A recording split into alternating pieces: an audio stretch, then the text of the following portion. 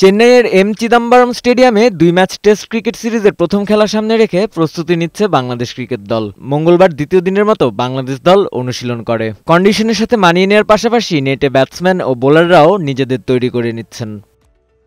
পাকিস্তানের মাঠে সিরিজ জয়ের আত্মবিশ্বাস নিয়েই ভারতে গেছেন শান্ত মুশফিকরা।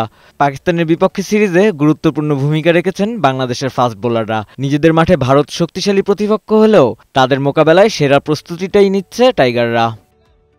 ভারতের বিপক্ষে টেস্ট সিরিজেও ফাস্ট বোলাররা বাংলাদেশকে সাফল্য এনে দিতে গুরুত্বপূর্ণ দায়িত্ব পালন করবেন বলে মনে করেন হেড কোচ চন্দিকা হাথুরুসিংহে। ভারতকে নিজেদের মাঠে হারানো ক্রিকেটে অন্যতম কঠিন কাজ, তবে আমি আমার দলের প্রস্তুতি নিয়ে সন্তুষ্ট। আমার দলের পেসাররা তাদের পারফরমেন্স ধরে রাখতে পারলে জয় পাওয়া অসম্ভব কিছু হবে না। আশা করছি এবারও নাহিদ চমক দেখাবে, তাসকিন তো আছেই। এদিকে আইসিসি টেস্ট চ্যাম্পিয়নশিপের অংশ দুটি খেলাই ভারতের কাছে গুরুত্বপূর্ণ বলে জানান অধিনায়ক রোহিত শর্মা।